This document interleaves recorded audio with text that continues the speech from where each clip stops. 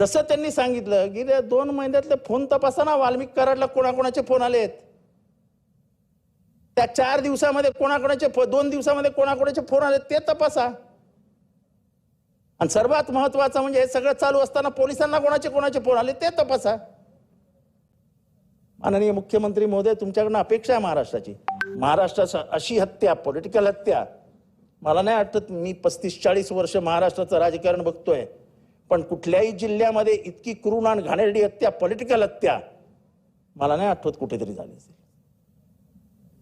आणि मी माझ्या ह्याच्यातनं मी आपल्यालाही सांगू इच्छितो की आपल्यालाही कधी आठवत नसेल की इतक्या घाणेरड्या पद्धतीने राजकीय हस्तक्षेपामुळे हत्या झाली.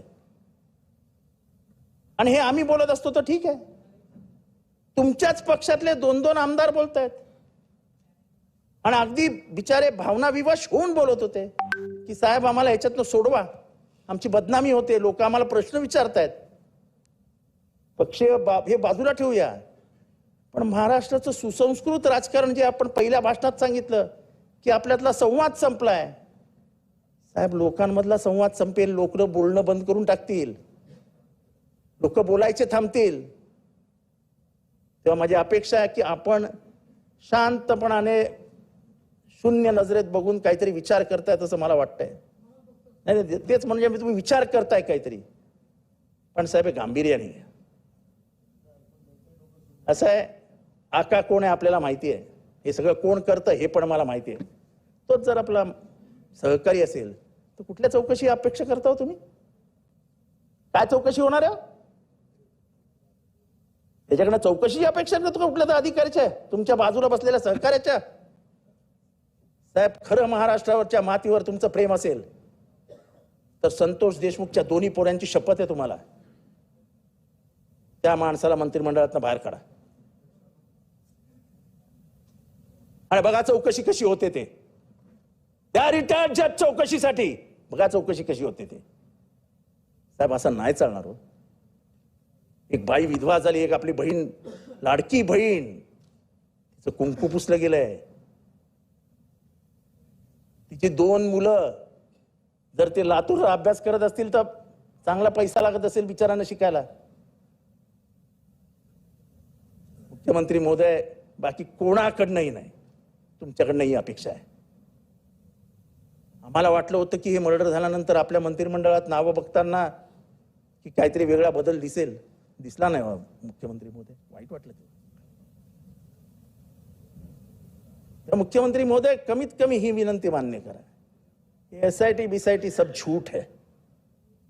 तुमच्या हाताखाली, तुमच्या सरकारच्या हाताखाली काम करणाऱ्या पोलीस अधिकाऱ्याकडनं अपेक्षा करणं म्हणजे अपेक्षा भंगाचं दुःख नंतर सहन न करण्यासारखं आहे. त्यापेक्षा अपेक्षा न केलेली बरं.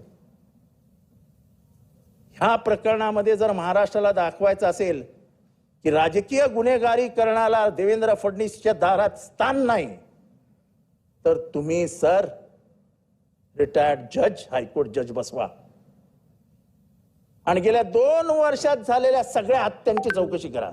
का म्हणून सगळीकडेच वाल्मिक कराडचं नाव येतं, दुसऱ्या कोणाचं का नाव येत नाही? मी तर त्या जिल्ह्यात पण राहत नाही हो, तरी माझ्याकडे एवढी मोठी यादी येते.